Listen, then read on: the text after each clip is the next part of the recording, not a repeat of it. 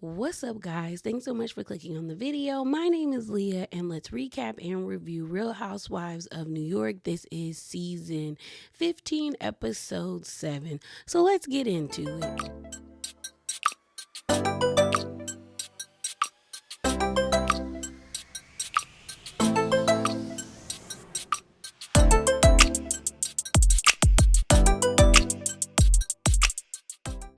So y'all know sometimes before we get into the review, we get a little spicy, just a little bit. And we just got two things. So first up is Erin. So it looks like Erin is pregnant. So yesterday it was announced by People Magazine and was posted by Jay's reality blog.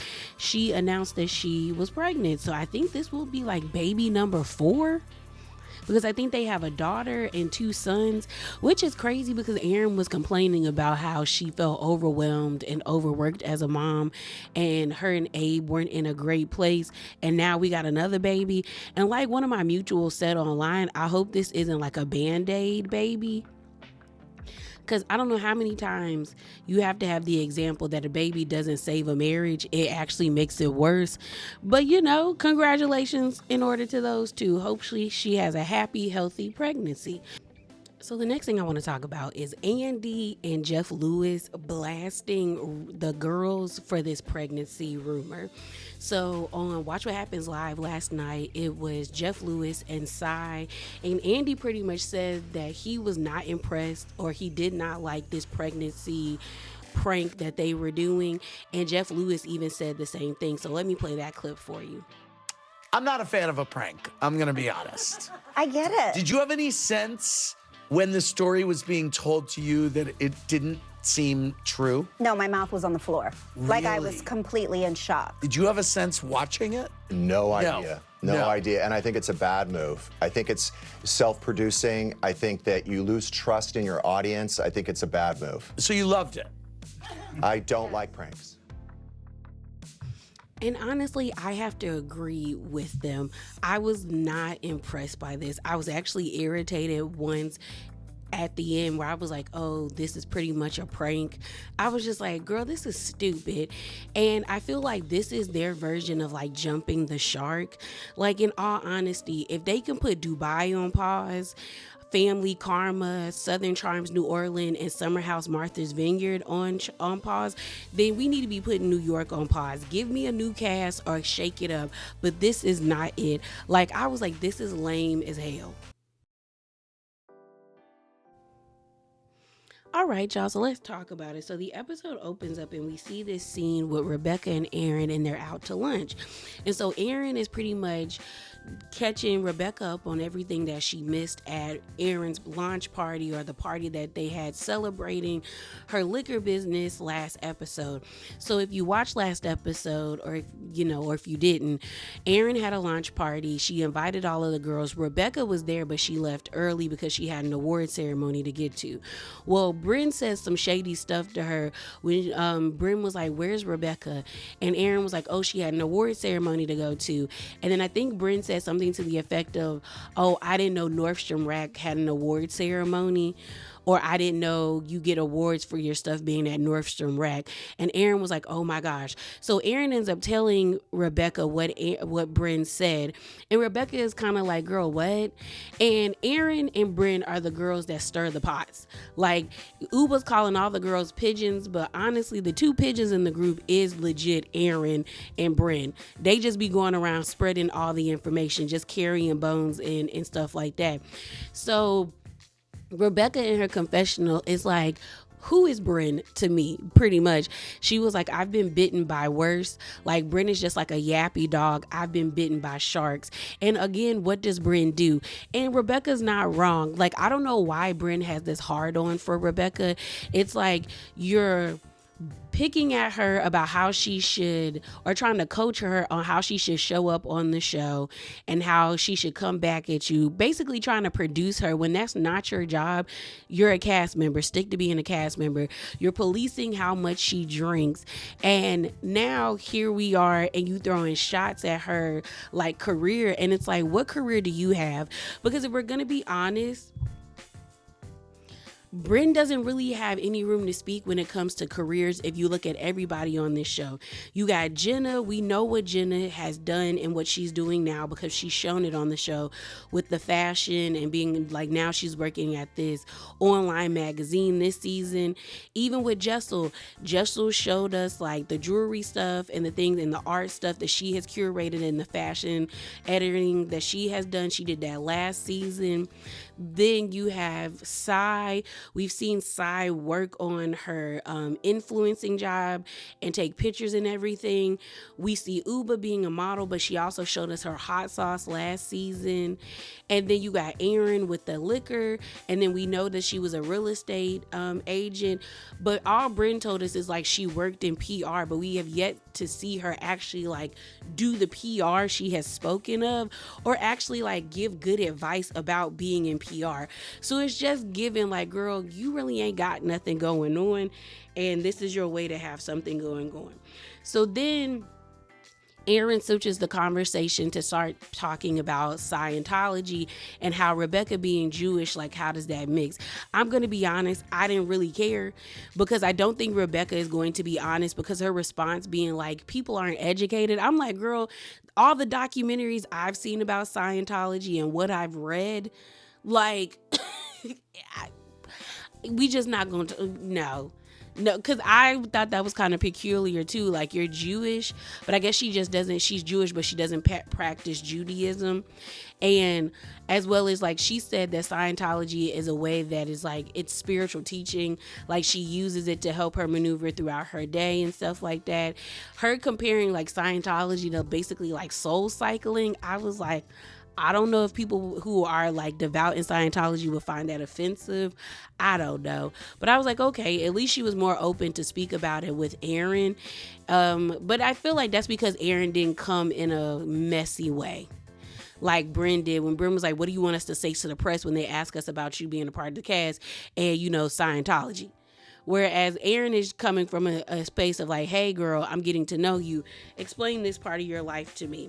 So then they get on Jessel pretty much saying that Erin stank at her own party, which was very rude. And then both of them saying that like, oh, we like natural deodorant. And Rebecca being like, I don't stank. I said, you don't think you stank. But people who wear natural deodorant have a funk to them. Whether they want to admit it or not, you have an odor. It's just an odor that you deem is not that offensive to other people's nostrils. So the next scene we have is Uba and her friend. So it looks like they went furniture shopping because Oliver wants to start like, Oliver wants Uba to move to Connecticut to be with him.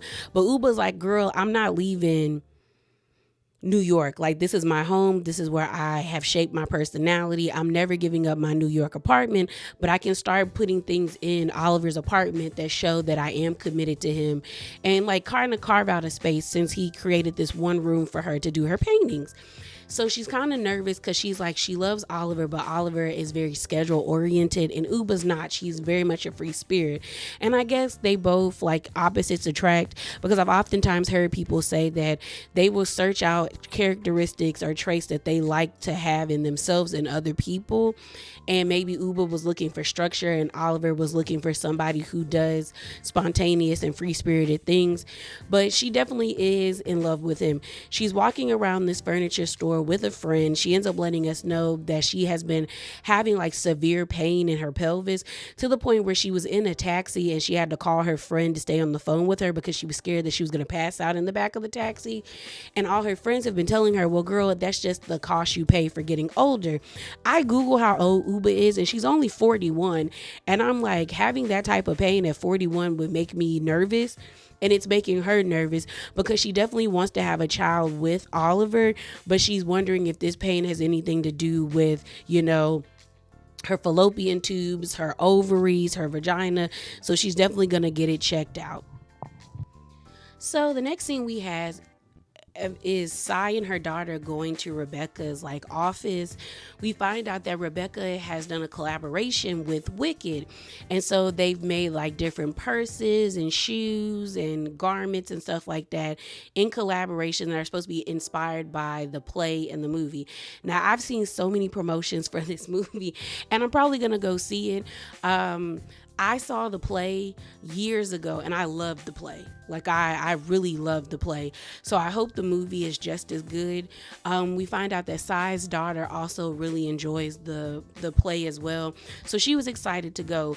We see this sit down with Rebecca and Sai where Sai pretty much lets Rebecca know like, hey, we're doing a dodgeball game and I hope you're down to come. And Rebecca's like, girl, I'm ready for whatever. So the next scene we get is of Jessel, Bryn, and Aaron out to lunch. And pretty much they're just catching up. So then Bryn starts stirring the pot with Jessel and Jenna. So last episode, Uba called Jessel a basic bitch. And Jessel was taken back because she was like, she didn't think Uba's response was warranted just because Jessel told Uba, girl, there's a glass right there. Why you drinking out of a pitcher? And Uba was upset because she had just found out that Jessel and Aaron listened to Bryn dog her and Sai out. So that's why she gave her that energy. Well, Jenna was standing there or sitting between them, like defending Jessel towards Uba. And Uba was trying to combat whatever Jenna was saying.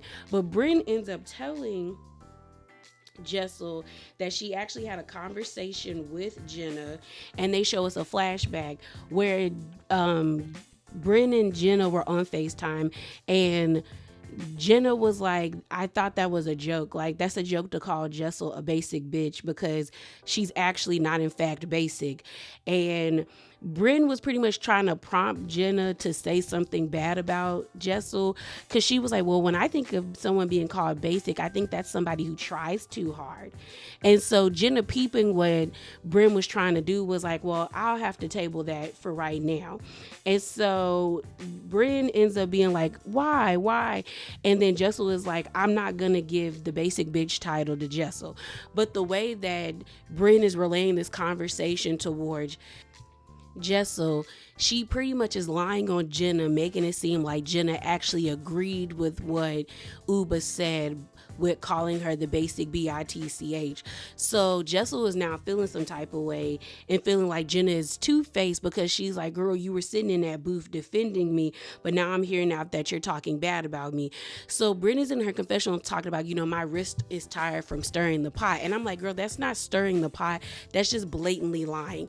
To me, stirring the pot is actually divulging accurate information like Aaron telling Rebecca what Bryn said about the Nordstrom rack comment is stirring the pot because she's taking actual information that is true and divulging it, where you have Bryn pretty much manipulating and like contorting the truth or Jenna's words to hurt Jessel's feelings. So Jessel now feels some type of way. So then Aaron brings up Rebecca, saying that Rebecca right now is a little sensitive because she's pregnant, and they're like, girl, what?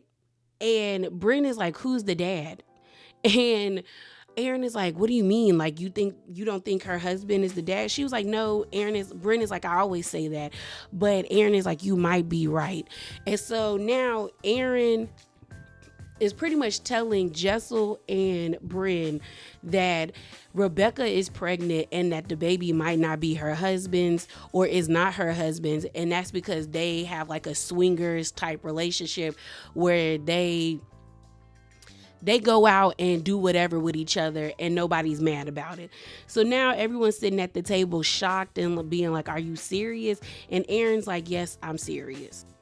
So we then get this scene of Jessel and her mom going jewelry shopping. They end up spending like $3,000 on jewelry.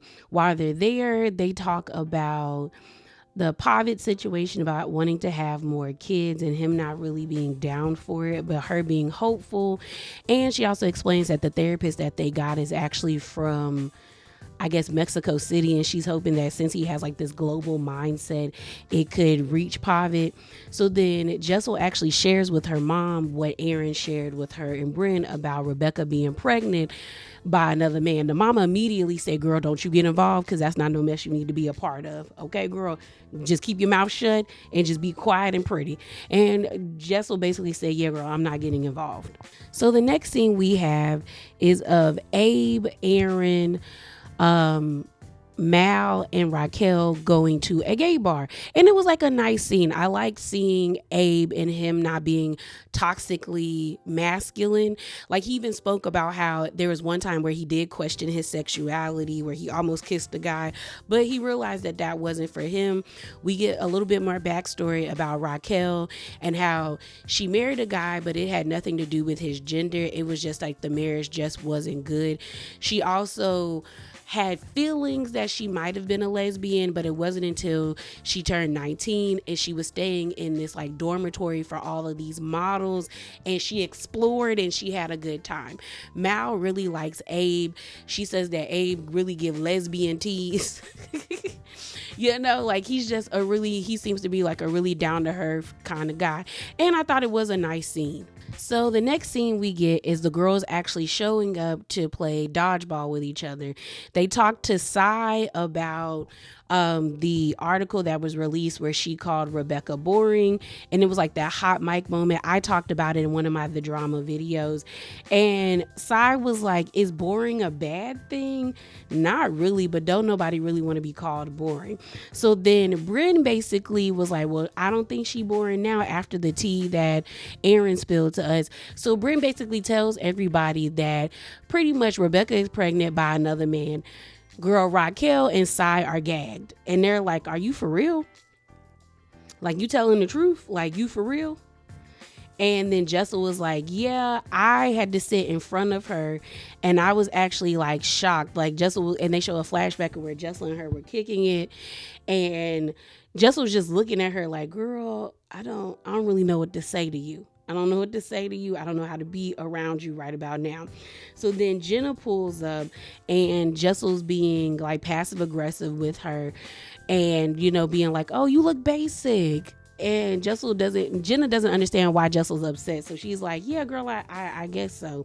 So then they start talking back and forth, and we see Jessel and Bryn on the side having a conversation, and we find out that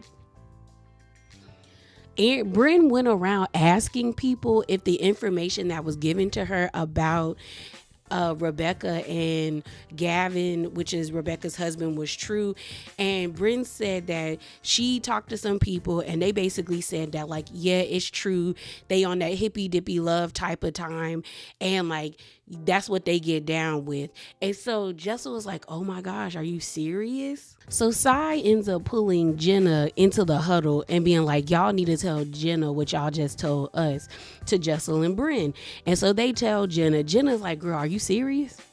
And Jenna feels like marriages and children are off limits. That's sacred. So she don't want no parts of this conversation. Okay. Then you see Jessel talking to Bryn again, being like, I hope this isn't like a joke, or if this is just like a rumor, because it's not that easy for people to get pregnant. She was like, people don't understand that, like, I can't get pregnant without IVF, so this ain't something that I would joke about, so I hope this isn't a joke. So then Uba pulls up, and you see Uba and Sai talking, and Sai basically telling Uba the same thing, and Uba is like, girl, what, are you serious? Like, she pregnant, like, right now? And she's like, yeah. So then we end up seeing Aaron and Rebecca come.